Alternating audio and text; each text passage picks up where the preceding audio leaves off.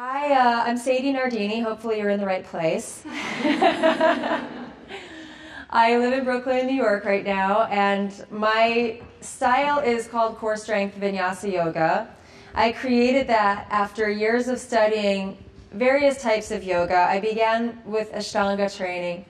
I moved into Kundalini training to learn about the inner body science more, but I really love the intensity and the transformation of the physical body that you can get also in Ashtanga yoga. So I kind of started creating both of those at once. I then learned Vinyasa flow yoga, which was more of a creative style that I felt I could put my knowledge into and keep the energy flowing, do some of the breath works, and I would add Kriya into the Ashtanga movements, and that became kind of my flow.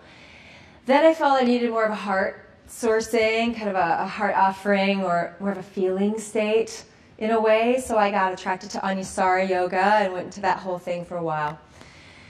After that, I thought, well, there's something that I'm not really seeing in the established practices as much. They're kind of the same thing. One was a more core-centered wording and core-centered empowerment stuff, and self-centering, self-nourishing, this kind of aspect of our self-relationship first. It's hearing a lot about offering, a lot about giving, a lot about how we're supposed to be outside of us to the community, but not as much towards gaining that self-stability.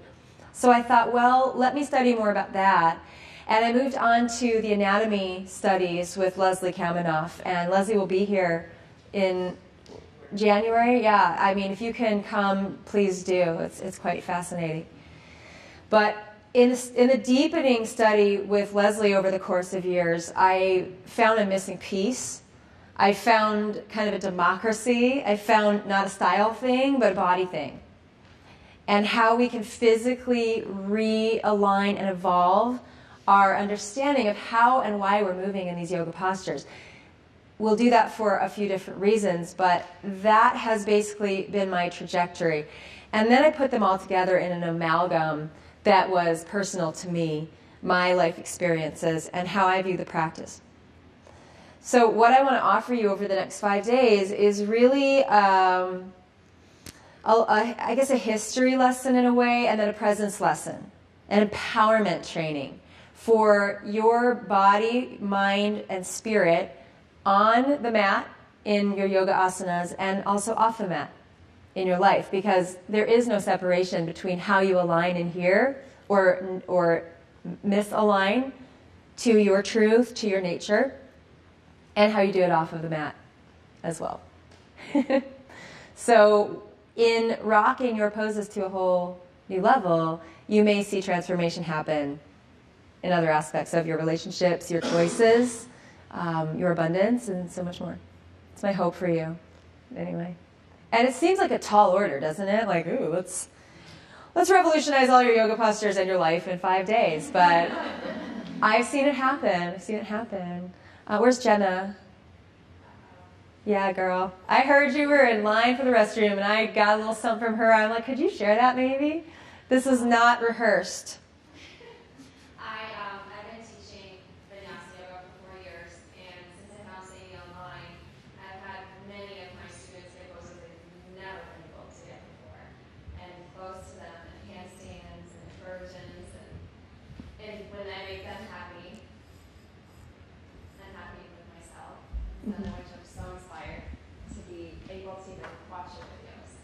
Thank you. Thank you. So she's saying that in watching some videos online, she's been able to transform her students' practice, and your own, I would assume, as well. And have you seen your life shift in some way personally, yourself, really, because of what you're learning, foundation? Okay.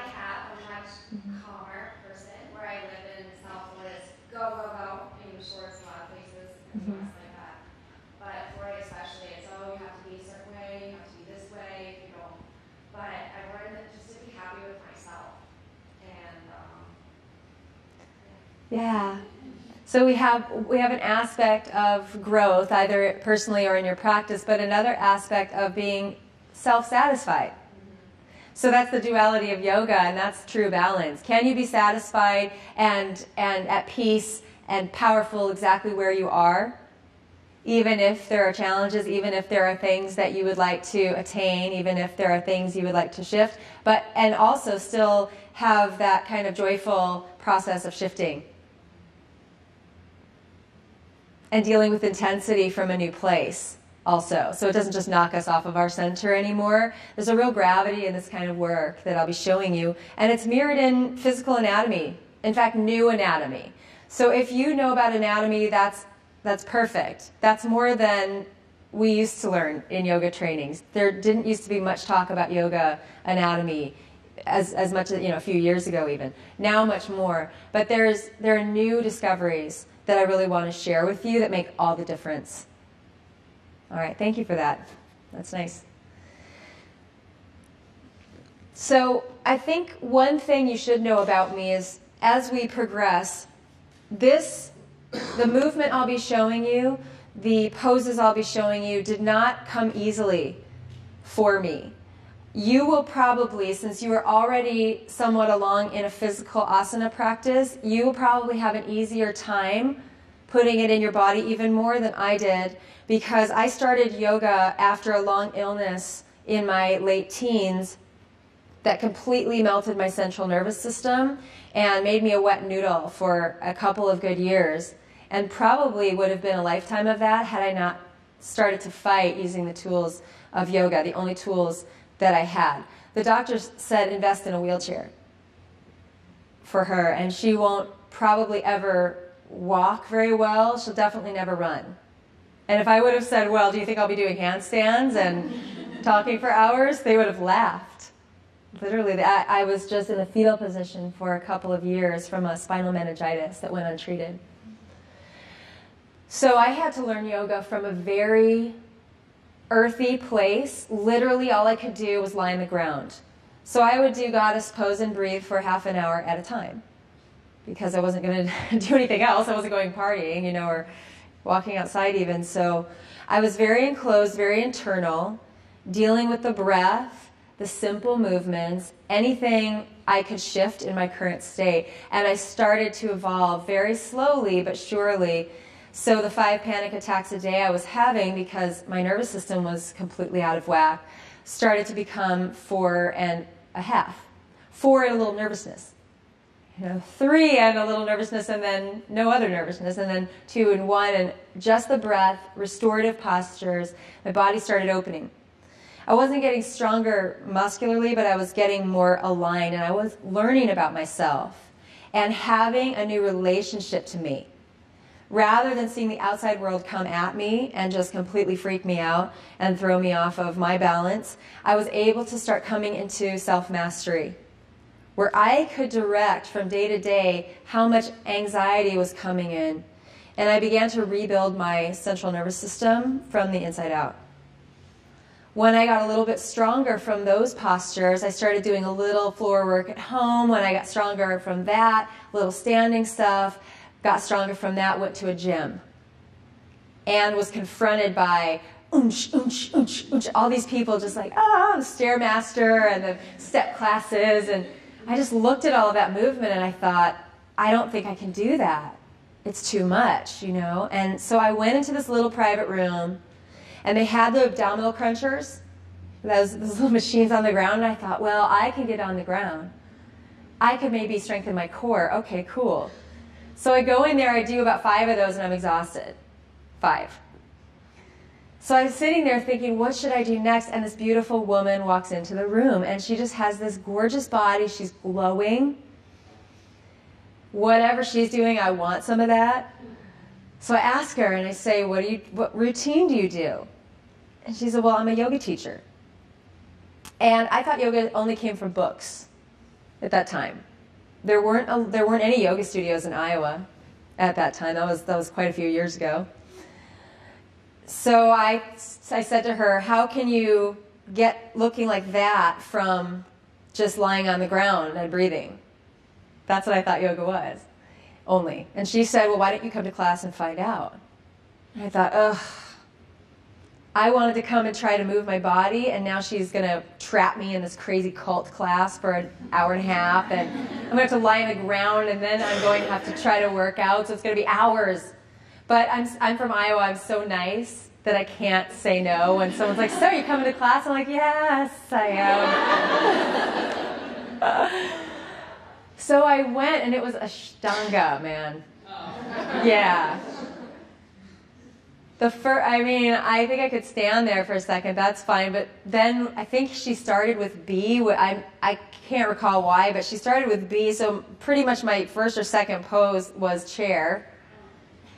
And I mean, for someone who could barely drive and then walk into this place, chair pose, so confrontational. So I'm in chair pose, and I'm starting to shake uncontrollably after about 3 breaths. My whole body is like this. I'm looking around, nobody else is shaking, and I'm like, I don't know what to do. So I stand up, and I walk a lap around the room, and I'm like, oh my gosh, it's so hard, it's so challenging, and I'm looking at people's poses like they're down dog, and I'm like, hey, is this so hard for you too? Oh my gosh, you can do this, you know? And everyone's like, get away from me, what are you doing? So, it's crazy girl. And I have my shoes on. It's a whole thing, you know. I don't know. So she teaches me child's pose and says, rest 100 times if you need to, and build yourself up. And I think she thought that was a figure of speech, you know. So I literally rested in child's pose 100 times in a 90-minute class. I would try a little bit, and I'd start shaking, and when I'd shake too much, I'd go down to child's pose. And then I'd look and see what they were doing next, and I'd try it. My arms, even hands and knees, like this, it was, you know. After class, I told her what was going on with me, and she's like, you're welcome anytime, just get in the back. Fair enough, because it's distracting, you know, to watch someone struggling that hard with every single thing. But I didn't need to worry about that, because I was sure when I left that class, I was never doing that again. It was so confrontational. I didn't feel ready. I felt weird. No one else was shaking, and here's me, and I don't know, I just was like, well, there's got to be something that's easier for me. But overnight, and the next day, I started craving it again. I was like, I want to feel like that again. I want to feel like I'm working on building myself into a real person again, into someone who can move and be free. I want that freedom. I saw those other people in side plank and crow pose, and I'm like, I want to be there. I want to get there. And I knew that what that meant was I was going to have to dedicate to it. So I, as someone who was not a real commitment-oriented person at that time, did not have the inner strength and fortitude to be like, today I'm going to drink green juice, and Friday I'm drinking green juice. I went 7 days a week to this practice, which was not like doing 7 days of a very strong practice. It was like doing 7 gentle days. As I got stronger from doing that, and I could see real changes. I remember the first time I got that triceps line right there, I was like, that's a muscle. Weird. I'm like, that's happening. Something's happening. There's an alchemy occurring here.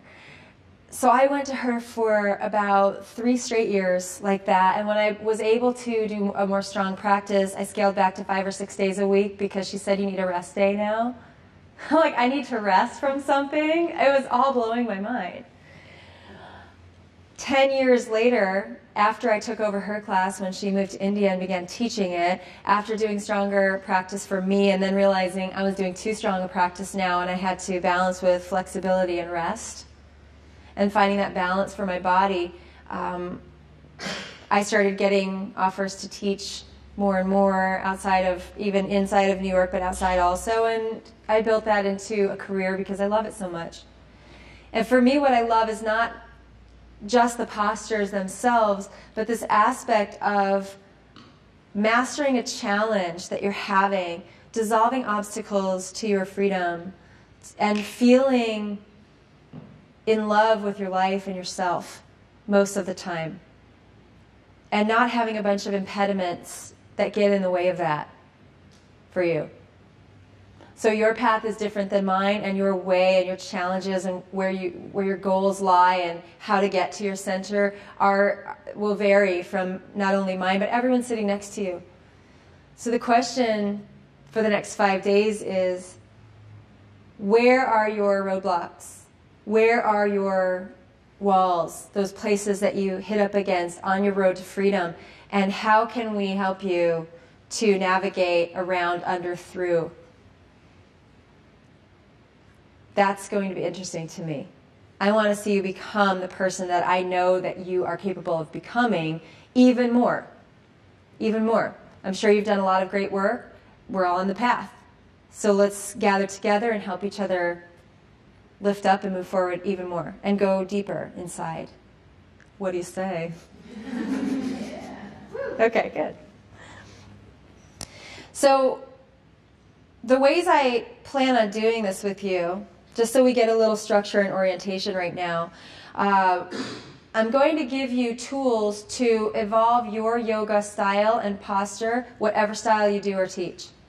This is not about doing sequences my way or having to become a core strength vinyasa yoga person. My style is meant to simply give all styles new knowledge so that you can then import that in some way. So if you're not going to do a very strong practice, you're more of a gentle, or you do Kundalini, or you teach, that's totally fine. You can teach non-strong elderly populations this way. You can teach chair yoga this way. You can teach yin yoga this way. It's just how you set up a posture for the best possible results to occur.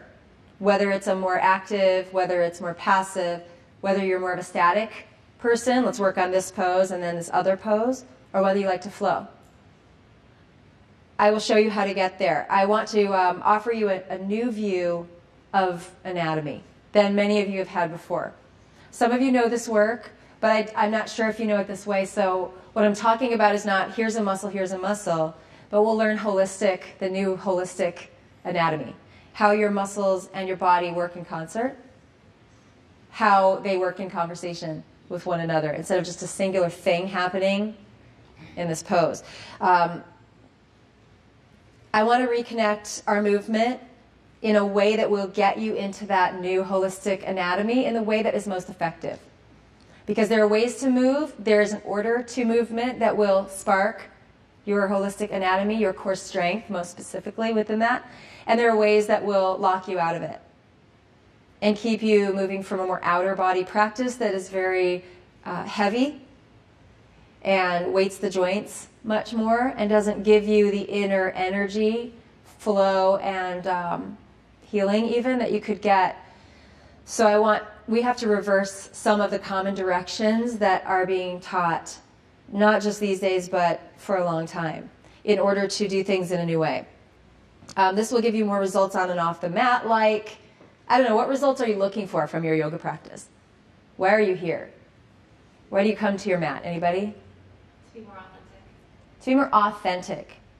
So to be more authentic means that you've got to go more into your innermost core truth, right? You've got to line up with that more. So this work will do that for you. What else? Why do you come to the mat? To be more rooted. Okay, good. Because we're building every pose from the ground up. I swear I'm not seeding these people into the audience. But we're here for a reason together. We're here for a reason, and so it's going to work out, you know. So we're building poses from the ground up instead of how they are often taught, which is without enough engagement and in a certain way on the earth. I'm being cryptic on purpose because I want to add this in later, but and the way we engage the earth is really important, and the fact that we need to do it first is really important. So obviously we're all on the ground, it's kind of normal, but there's a whole new level of dedicating to that will cause that deep authenticity to arise, and then you can express yourself from there in the poses. So tell me later if you feel more grounded after doing this work and rooted. What else? What results? Energy. Who said that? Energy. Good. So the holistic meridian we're going to be working from, trying to activate and discover, aligns about 95% with the Chinese meridian that is for your source chi and for letting go of things that don't serve you. It's called the minister of the reservoir, the letting go. It's a bladder meridian too, but I think that's funny. Minister of the reservoir. Fills up, let it go. So we'll be connecting to a central nervous system pathway that yogis call Sushumna, the central channel, and Chinese medicine practitioners know as that source, a couple of meridians that align to your source chi. So we are going to re-access a reservoir of deep energy in us, literally and spiritually. And it's not found out here, it's found inside. So we've got to activate that, spark some new stuff. All right. A little chai now and then does not hurt. I mean, honestly, it's fine, but you should be able to do it yourself as well. What else? Results. Hi. Growing my spirit. Say it again. Feed my spirit. Feed my spirit. Delicious and nutritious. Good. Well, this is, I mean, how do you feed your spirit except for reuniting with who you really are? Learning your truth, your satya. What we'll be doing in here aligns to the 3 steps of Kriya Yoga. So Kriya Yoga is not a concept you hear about a lot in most Vinyasa yoga classes, but Patanjali says that that's the 3 steps to transformation. It's also the Serenity Prayer, by the way, and a whole lot of other transformational programs use the same concepts. So Pat said in the sutras, sorry, Patanjali is too long. I don't think he'd mind. Pat's a cool guy. If he was even a guy, if he was even one person. But so Pat says there are 3 steps to transformation. This is called Kriya Yoga. The first step is called tapas, and we know that because it's stitched on a lot of yoga mats. We also know what it is, and every Sanskrit word has a million different facets and meanings that all lead you into the same kind of core truth. So tapas is really the aspect of coming here to be present with higher quality. Because before you can do any new work, you've got to be here, you've got to focus, you've got to hug in from all the other stuff that's going on around you. And when you hug in, you gain a lot more energy, don't you? Because you're not putting energy out to all these other things right now, you're here. It's a lot more simple, and you get a flood of new energy. Tapas also means heat, or new life, new energy. So we've just been able, in containing ourselves down to the earth, down to this present moment, and doing our foundational work, not only physically will we create a lot more heat and activity in the muscles, we're going to create a lot more of our spiritual, physical, emotional, mental energy to work for us instead of be dissipated. So the first step, tapa, shake it up, make a little space. All that is inherent in what we're doing here and the quality with which we're doing it. The next step is svadhyaya, the inner inquiry, the core relationship. So once you've made space, you're here, you're present, you've created some new energy, now you're going to go inside, you'll go deeper, you'll pull into your center. You'll investigate that in a way that's healthy, that helps you gain more, again, access to your strength, your energy, your center of gravity on all levels. So that core integrity, that core relationship, really important. After that is access, and you're ready, you know something about your authenticity, and you want to begin to express it, then the last step is Ishvara Pranidhana. And that means to express your truth, to offer your truth, both by lightening up from that foundational fire, heat, integrity, presence, to the core connection, availability, alignment. Then you lengthen up from your truth, from your physical and spiritual truth. So you should lighten up above that, and things unfurl naturally, and the lightness and the freedom and the flying happens more naturally, more organically. Because Ishvara Pranidhana doesn't just mean to offer your truth, it also means to surrender the outcome of that offering. To, without concern for what other people are going to think about it, do with it, or anything from there, or what will happen because of it, you want to offer your truth for its own sake. And that is a very freeing situation. The more you do it, the more you'll see that it works out for you. The more you hold to your truth, the more you get present, the more you express, and we keep circling back, the more you're going to gain that, not only the spiritual knowledge, but the enlightenment, the lightening up of that experience of being who you need to be in the world for its own sake and without regret or concern. Yeah. It's kind of cool because ultimately when you offer something from your truth, the best possible outcome is assured for all involved, even if it feels painful, even if they don't like it or are disappointed with you, even if it's not right for someone else. It's right for you, it's right for them, because it will go, oh, this person's truth is not right for me. I'm going to go over here, and now I'm going to meet my tribe. How loving is that?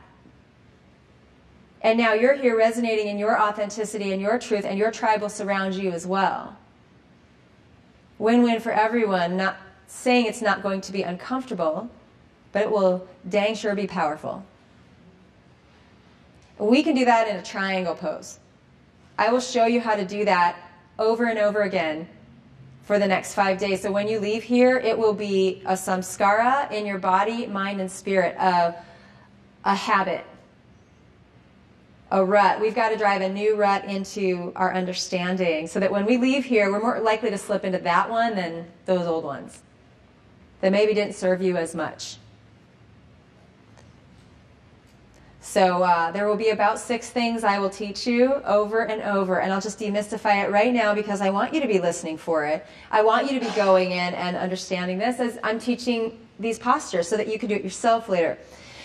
6 things said in different ways, of course, but I can count 6 main aspects. 1, make space and breathe. Make space, breathe. We cannot...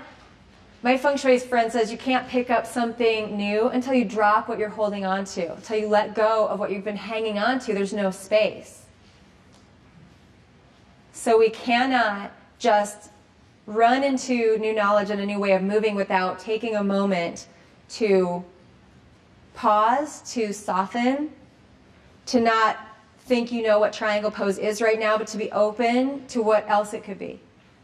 To find that breath. And to get more present. So the making space. Number 2, I call it back off to go deeper. We will bend limbs for a reason we'll learn in the second session. We'll get closer to our earth. We're going to need that to inspire more power and more results. And I love how nobody in here said, I want a better asana. But yoga does make you look and feel your best when you dedicate to it. And I don't think that's a bad thing, to want physical fitness. Because physical fitness outside in the yoga field, coupled with a healthy diet, means physical fitness inside. Means you love yourself, you care about yourself, and you're dedicating to your health and longevity. The physical body hurting and being uncomfortable for you and not feeling authentic to you, and that is an impediment on your way to feeling free and feeling passionate about yourself and your life. Just like any other. I don't think it's superficial to say it. I think it's part of the path. It's a spoke on the wheel. So I'm great with you getting healthy, digesting more optimally, detoxifying your body, feeling strong, feeling injury-less or free. It's nice. I'll be 41 in a month. I feel and look better now than when I was 15, 20. And I just met somebody that I used to know in college here, and he was like, nice, you do look better. It's all yoga, baby. Bye. So let's do this. All right, so, sorry, we were just on 2. So bend and get earthy. Back off to go deeper. 3 is use momentum. Use your physics, which will be the second session today. I'm very excited to share this with you. Number 4, foundation activation. So we will be meeting the earth in specific ways. Whatever's on the ground is your foundation. For those of you who teach other populations, like chair yoga or whatever, the foundation is whatever you're on. So it can be a block under your hand or the chair under your seat. It could be your couch, your bed. It could be your legs if you need to get up higher in a posture like a high triangle pose. So it's not just the ground itself, but most of us will be using that today, so just think of that as a level thing. 5 is core activation. 2 aspects to that: how we activate what I'm calling nowadays the core strength muscle meridian. That's your holistic anatomy we'll talk about in a moment. But also the core of your core, the pelvis and the lumbar spine area. How do we draw from our foundation activation up into the core, activate that and align that optimally? So then the 6th thing can occur, which is, I call it expression allowing instead of activation. The expression has been activated already by the foundation and the core. We need to allow an expression to occur a lot more than we need to make it or force it to happen. Like unfolding the arms into Warrior 2 can be done in a more activated way, or can be done as a outcome, which Kriya Yoga teaches us it should be more of an outcome generated from your presence and your truth. Almost effortless. The elements from earthiness to air should lighten up as you go from the bottom of your pose to the top. That's how physics works. That's how we build a house. That's how anything happens that is more stable, more centered, and more free. Yet I hope to show you how, as a lawyer's daughter, I just heard myself, today I hope to prove to you, through experiential evidence, how we often reverse that, and we get in our own way a lot in these postures without even knowing it.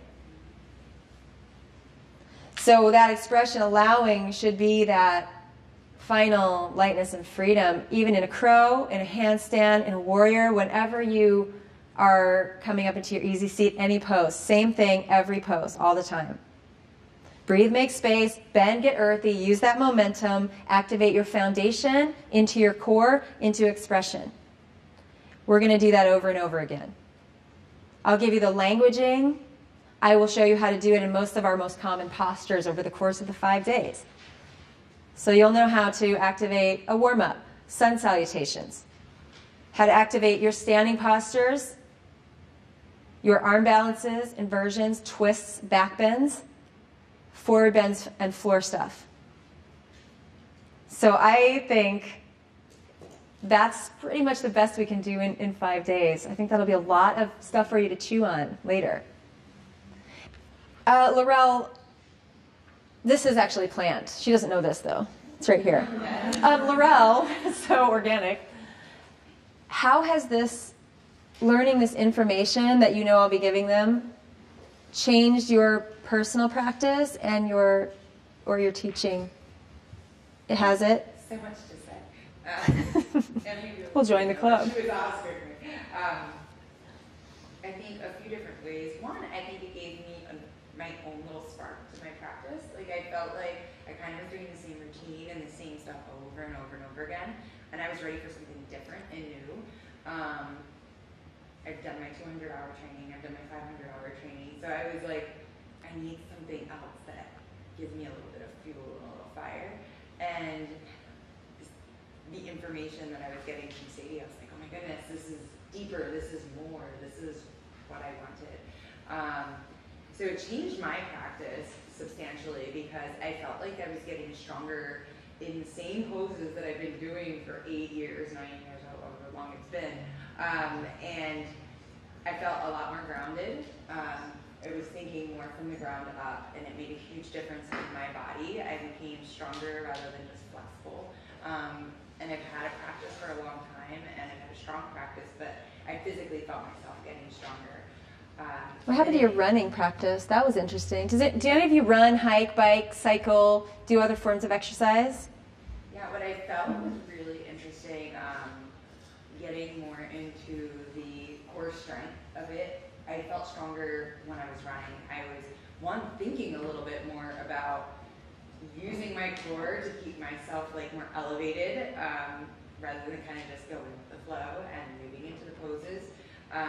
So that definitely made a huge difference in my body. Just again, moving from the ground up while I'm doing, my running or hiking or the other physical activities that I do. And I also think that it, transpired into my teaching. I was using it a lot more. And my students could resonate with it. It would be so funny because they'd be students that I've had probably for like 5 years, would be holding warrior two, and I was getting saying these cues, and they're like, oh my god, my thighs hurt. Oh my god. Like, they were working so much harder than they have been, So it was just like a couple different cues and a couple different things to get them to work from the ground up. They were working so much harder, and they've always been strong yogis physically, they've always had a great practice, but it changed their practice. So it changed my teaching, it changed everything that I was doing outside of, the mat, and so it's made a huge difference. Thank you. I'm excited to be here. Thank you. The reason that it's challenging, it will take the same old warrior two, and it will activate a whole different body that some of you are practicing with and some of you not so much. It will activate different muscle groups than before. It's going to add a different level to every single pose. In fact, we could even say, and I can back this up with research, that I'm from Iowa, I need it said straight. What am I actually doing? Why does this work? Don't just say that out of your mouth. That when you add this other core body of yours, you will be doing at least a pose and a half now every time you do a pose.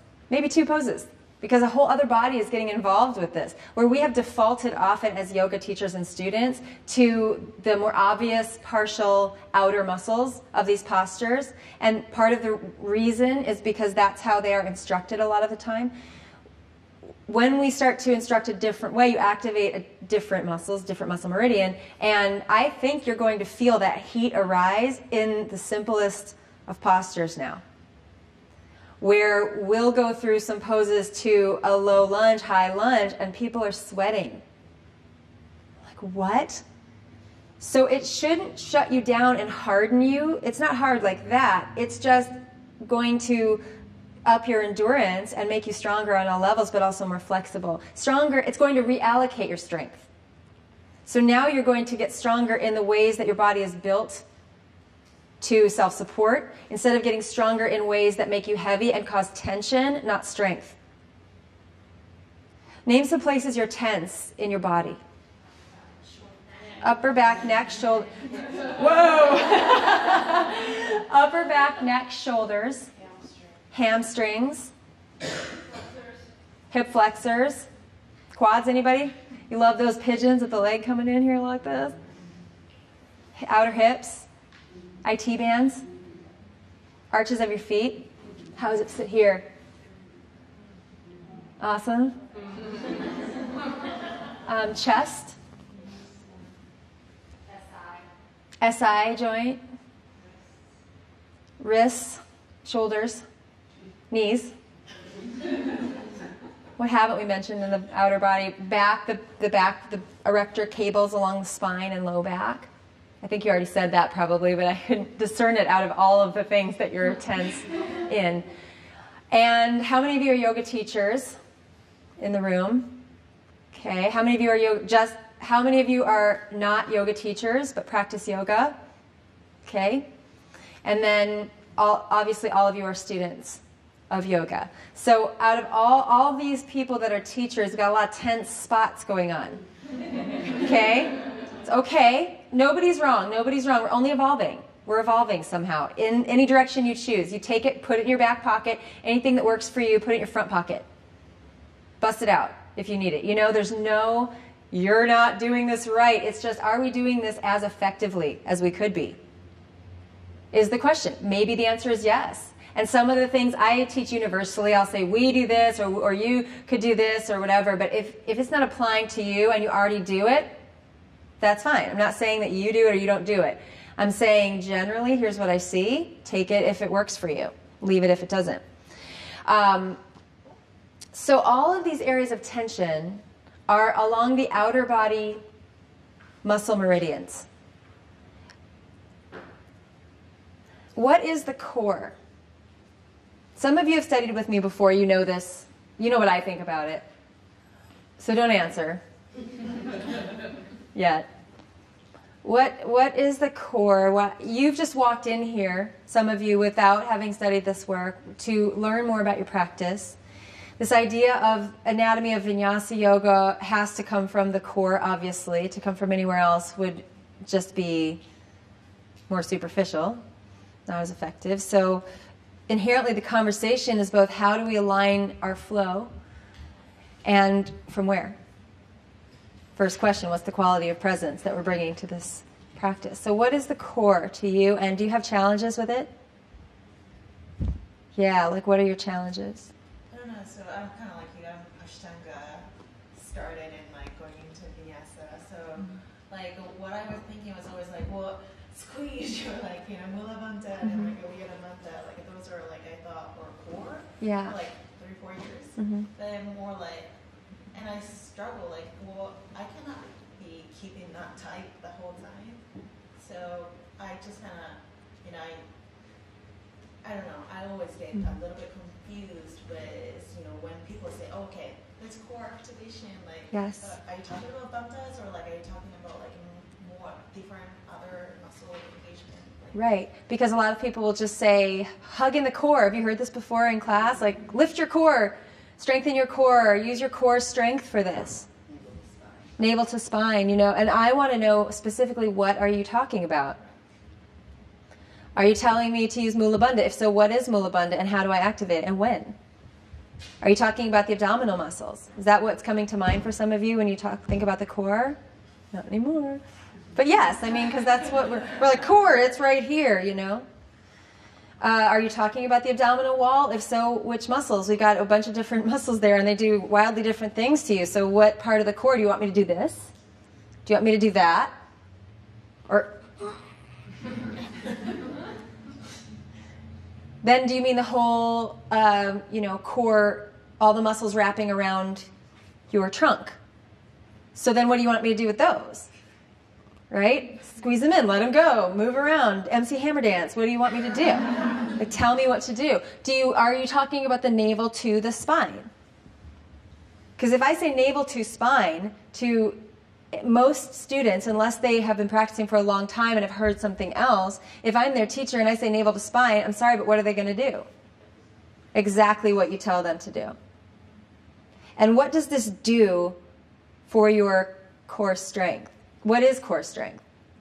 What is it? What are we supposed to even be doing?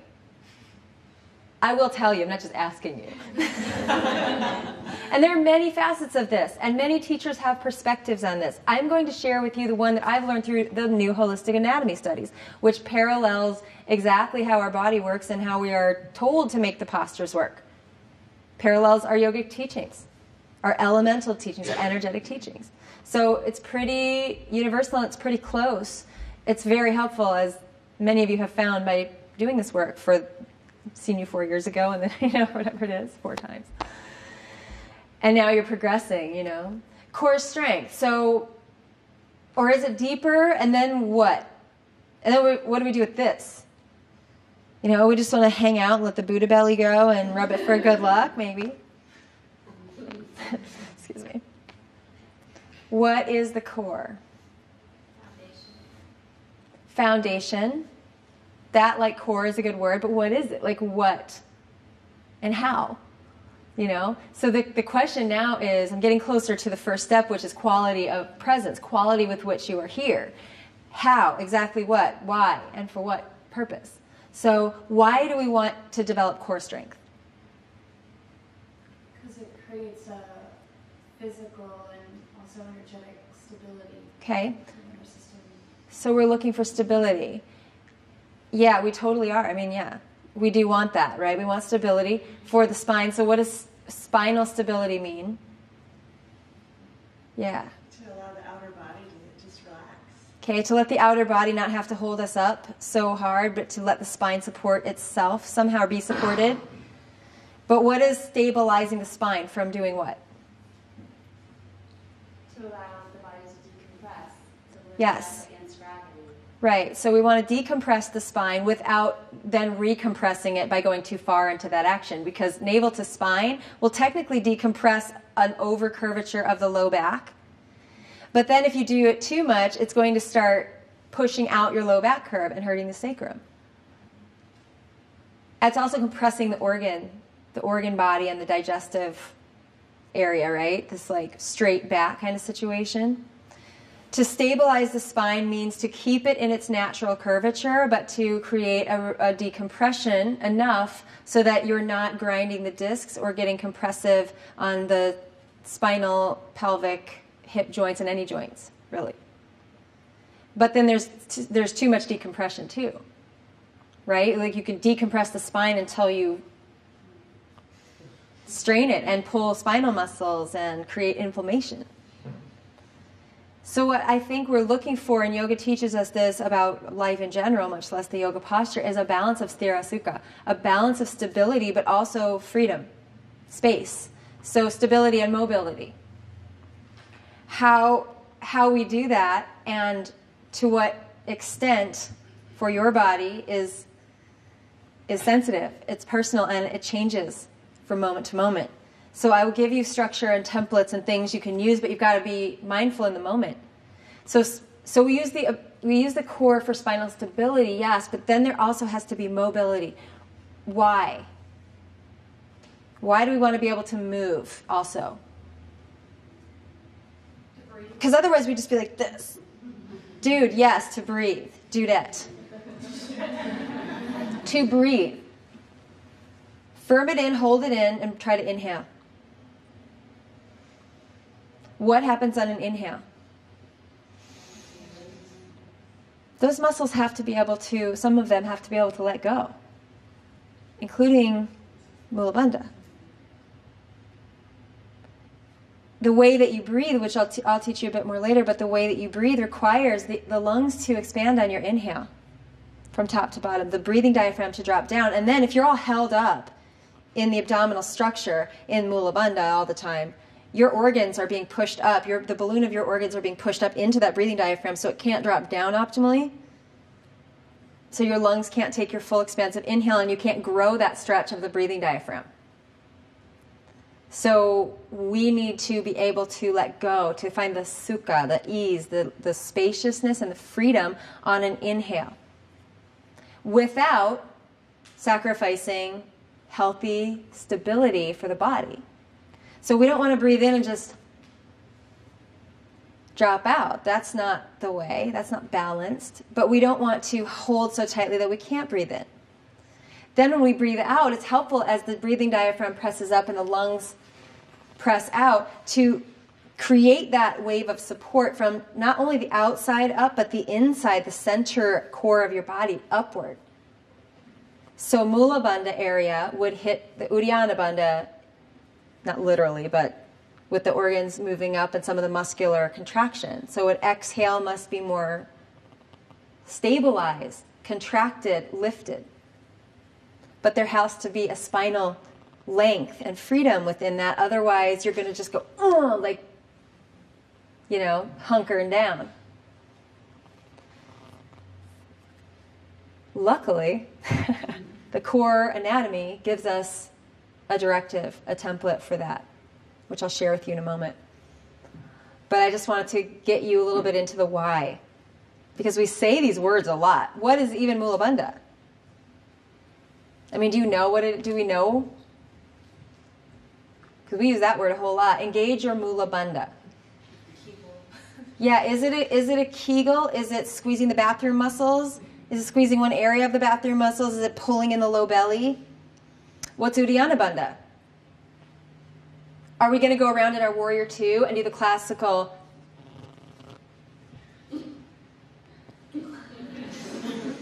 We would pass out.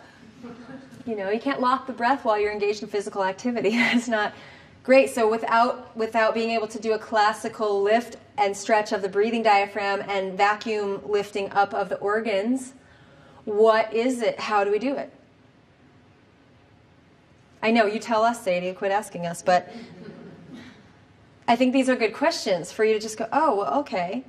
Otherwise, we're just practicing some words and thinking, and nobody's really telling us how to do it unless they are, and in which case, congratulations for being a teacher who's very specific and knowledgeable, or studying with teachers who are specific and knowledgeable. Otherwise, it's very easy to put students into shapes that we've been taught, but not really know the order and direction of where we're coming from. And that's okay. That's why we're here, hopefully. want something to teach you.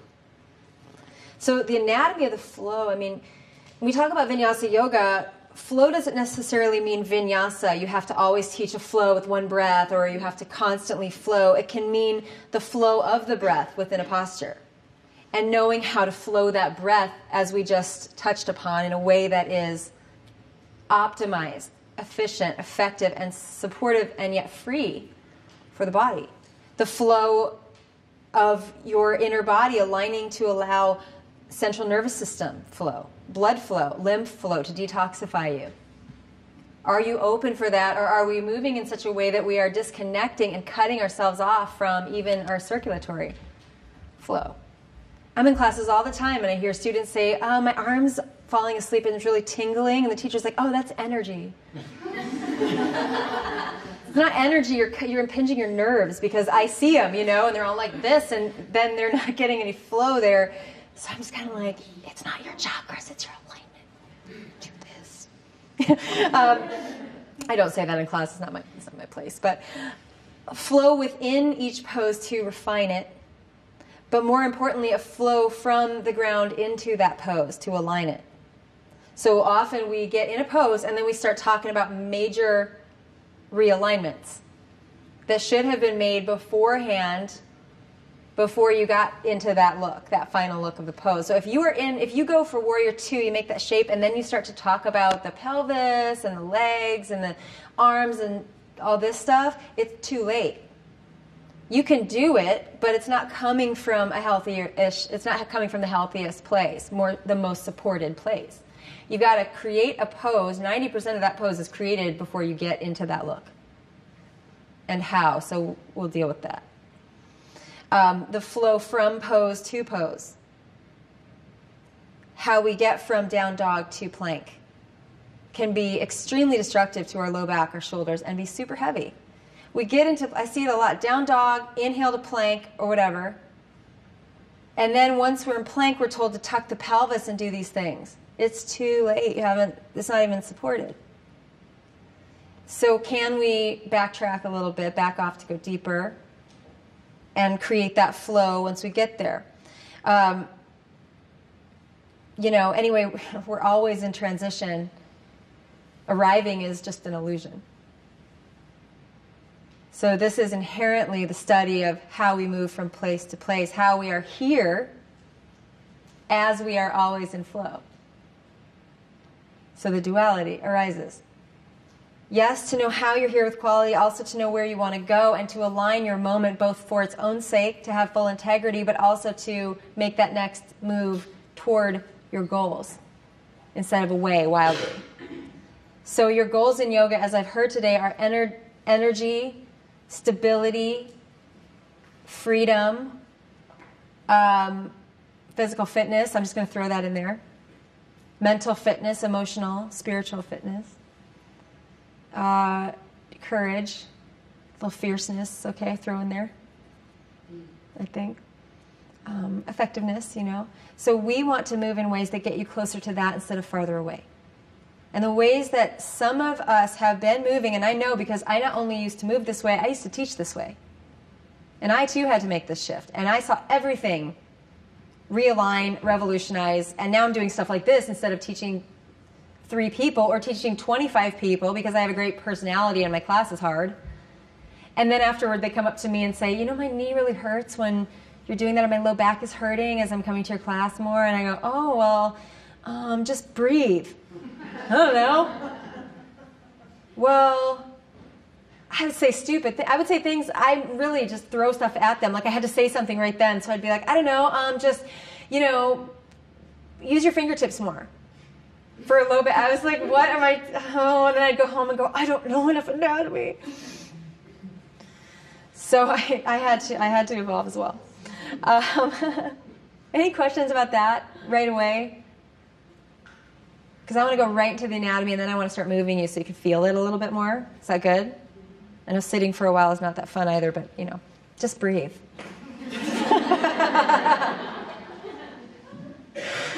So the reason that we not all, but a lot of us are throwing out these tight places is because we practice a lot from our outer meridians. Now, people like Tom Myers, specifically Tom Myers, he wrote the book Anatomy Trains, and he has a website, Anatomy Trains, like choo-choo trains. That is a great wealth of knowledge for you as a student or teacher. It really breaks it down. Like, for example, do you know how much, percentage-wise, from 1 to 100, you need to activate the abdominal wall in order to stabilize your spine properly if you're standing? What do you think? What? Let's not go crazy. But good. Go pull it. What? Yeah? Is that working? Okay, 3 to 5. It's pretty close to 0, right? But you would think more. 3 to 5% healthy abdominal activation in order to stabilize your spine. Now, and still be able to breathe and move properly. 3 to 5%. So why all these core strength exercises, especially if we've got a compressive spine and spinal pain? There is also, when you look at the new research that has broadened the old research and taken it all and really looked at it, research does not show, like broad research does just not show that more abdominal and outer back strengthening causes less spinal pain. It actually, when you work the outer body and the outer body, you work it, it will compress your spine even more and cause more pain. It will cause a load, because using your abdominal muscles more than it needs to be organically stabilizing your body healthfully means you're placing a load on your spine. You're pressing the organ. When you contract the abdominal wall, do you see what happens? You can stay long and strong and try not to do it, but you're pressing the organs into your spine. Not great for the organs, not great for breath. The spine is like, and you just don't need it. It can shorten the rib cage down to the pelvis on all sides. That's spinal compression. Now, yogis have it a little bit better because we sometimes work them and then we stretch them. So we're able to maintain a long strength, but often we don't stretch them as much as we work them, especially when we're trying to gain core strength. So now we've got an imbalance often of strong but tight abdominal and back muscles, especially the back muscles, yogis, for a reason I'll tell you in a moment. So compression there, and then this is happening, and then we try to rework that, and we've got... So can we throw that old model out for the next 5 days and think about it in a new way? I want you to have... I don't really want you to go for a six-pack. Because when I see a six-pack, I see muscles that are bulging out of the fascial compartments in a deformed way. I don't like that look. It doesn't, for me, that means you are not long. Your abdominal muscles are built to be longer and not compressive and short and bunchy. So some guy last night was like, well, I don't have a six-pack. I mean, you're pretty fit. And I was like, I don't want to look at that. I don't want you to bulges out of your neck either. You know, I want you to be like a soft, strong belly and a really nice, strong, long core, which to me means something different now than the outer body. So here's how we don't go deeper in yoga. We call shapes and go for expression first rather than foundation up. And I'll show you how, and then we'll all do it too so you can feel it. We're going to do 3 things in every pose, basically. Those 6 things will be in the 3 things. Foundation, core, expression. Everything else is a prep for that to give you the most effect when you do it. And then you go foundation, something core line, but also core of your core, and then expression, and then we'll do it again. And every pose will look different, but it's the same order. So how we can often move superficially in a way that keeps that tension happening in our bodies. The outer body structure is really not built to be your source of core strength or main generator of your postures. Yet we use it that way a lot. We do that by moving students from expression first, so going into expression first, moving linearly in straight lines with the arms, for example, first. Not instructing verbally and physically in a way that lights up the core line at all. Anything else you can think of? I thought there was one more in my mind, but maybe not. And by overdoing the two muscle meridians that are so obvious that we use them all the time, instead of the more subtle one that's built to hold you up. So we do these first, which are the superficial front line, most of the muscles that run up the front body. Okay, so we've got rectus abdominis, we've got the chest muscles, neck to the jaw, down over the quads, front of the shins, front of the toes. Same as like putting on a glove, outer arms, in the front anyway. So we do a lot of this stuff, a lot of trying to get into poses, or firming the abs, or navel to spine, or like crow is a big front body pose if we let it be. We do that somewhat, especially in our arm balances, and we make it harder for ourselves by not supporting through the deeper body, by having to then be heavier on the arms and overuse the arms a lot in the postures, or big quads. Because we haven't built it from the ground up, so now you've got to hang on with stuff, and up here. Okay, put your shoulders down in Warrior Two. Well, too bad for you, because that's what was holding you up. So now I release that, and this stuff starts to happen. I can see it in the body. Like something's trying to keep you lifted in the air. You're like, release that, everybody. And then they're like, there's what's happening. Put your hips back now. Okay, well then, it's a big deal. It's a big, crazy, messy deal then. So the back body line is the one that we overuse. I would say we overuse it more than the front line. And that is under the feet, up the calves, up the hamstrings, big glutes, some outer hip stuff too, big back muscles, the erectors, big upper back muscles, shoulder muscles, neck, over the head to the forehead, that's that line. Pretty much those two things encompass all the tension we just mentioned, most of it. And those are because we do this in postures a lot. The way that we have students come up into the poses overfire the back body as opposed to balancing the front or inner body as well. And so we do a lot of stuff like this. Right?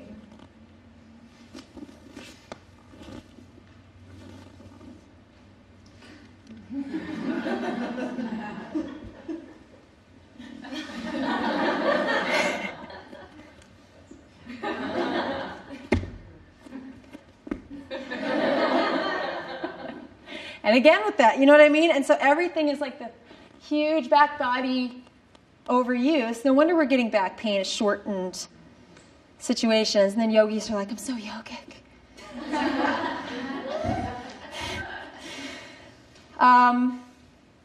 Okay, so that's common, and we can kind of we have to rebalance that.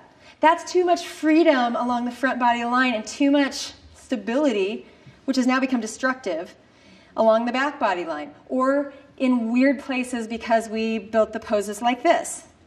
Laurel, will you instruct me through a superficial body meridian down dog to Warrior Two? Have fun. I'll put the asana in your direction, so. Sorry.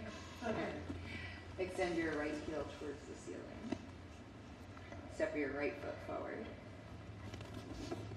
Spin your back foot flat. Rise up, Warrior Two. Cartwheel hands open. Now what do we have to work on?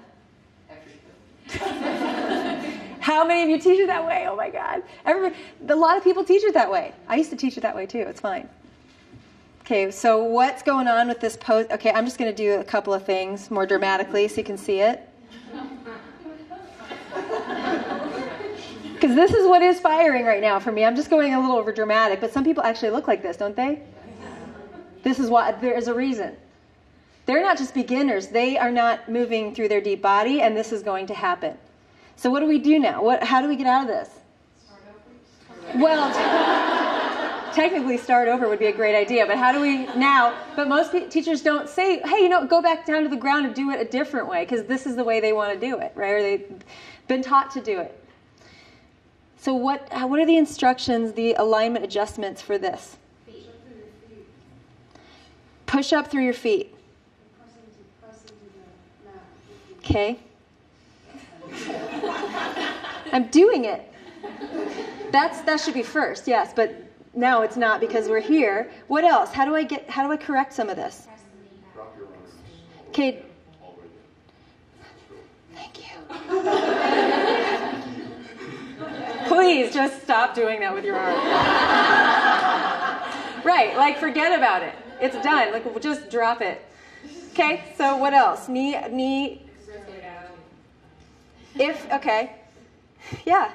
My knee's out. What's this? I know I'm wearing all black, but yeah, this hip is, I have a hardened hip crease here. This is a slight dislocation of my hip joint.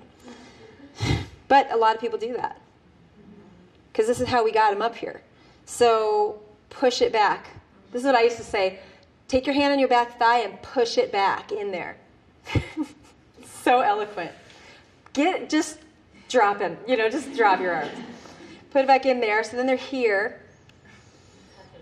Tuck your tailbone. Can I use okay, then what? Inhale your arms up, palms down. Relax your shoulders. Okay, so it's kind of a losing battle is the point. Although it's interesting, you guys were starting to instruct me back from the ground up. Because you were like, push your feet down, open your knee. I said this one, and then you guys had, okay, now hit next is the pelvis, and then lengthen up, and then lift your arms. Right? That's cool and interesting that naturally, organically, we kind of, and you're just like, drop that expression, which is actually really intelligent. And he's not a teacher. He just knows that's not going to happen. Can you instruct me through the core line now? And then I'll explain to you why our muscles are in meridians, because I know I haven't done that yet, but just to see the difference. Extend the right heel up towards the ceiling. Take an inhale here, and then as you exhale, bring the right knee towards the nose. I'm going to add in a couple things too, okay? Yeah, I was going to say. No, go. But right knee towards the nose. Right knee towards the nose. Bend into the elbows. Kind of going backwards. Yep, sorry. Place right foot towards the thumb. Okay. Making sure ankles underneath the knee, extend spine towards the front of the room. Flatten out the the back foot. Flatten it out. And then begin to round spine up, opening up towards warrior two. Extend the arms as you rise. What do I have to do now? Nothing, honey. I mean, you could little tiny tweaks, right? Little tiny tweaks. You in this form, when you have drawn yourself up into a pose through your different directions and differently. See me bending a lot? I didn't come up with straight arms for a reason I'll show you next. But everything unfurls from there. And then here we are. I don't have to put my shoulders down because they're not holding me up anymore. So I can put them into natural alignment, and it doesn't mess with the rest of it. I built it from the ground up in a certain order. My pelvis is aligned. My knee is more open. This is, I don't need to see this? I have a hip crease. I don't need to push my leg back. And nobody's going to come down and step on the pinky toe anymore. And you will have so many fewer pinky toes to step on, teachers, because it's already grounded. Because the pelvis is here instead of, I don't know if you noticed, but before with all this work, look at how the pelvis is tilted. And then look at, because I have to go exactly what our friend over here said before, you have to go back down to the ground and start over. Look at what the alignment of the pelvis now. It's between these two sides. This is a much more grounded leg now than before it's here. Kind of cool. So, what the heck am I talking about? Why does that work? Yeah. Like I'm real visual, so like the difference to me is like a marionette versus like the Tin Man. Like you need oil versus Yeah. like you kind of yeah. So the difference is linear. You notice how we came up linear? So we started down, and then she just said, we came up first with the expression. We know we're going to get up to this shape, so it's like we want to get up there as fast as possible through straight arms. And the upper part of the pose is lifting us. It's not an engagement that's coming from the ground through the pose to lift the arms and the head and everything that's up. It's the top of the pose creating the pose down. And it is non-linear. It is a wave-like movement because that's how your inner body is built. That's, in fact, how your whole body is built. No straight lines in your body, so why are we trying to do this? If you notice, you end up in a similar-looking shape, but the quality of it is very different. Do you want to try it? Okay, so why don't you come back to your mats, and we'll just do a little Warrior 2 action.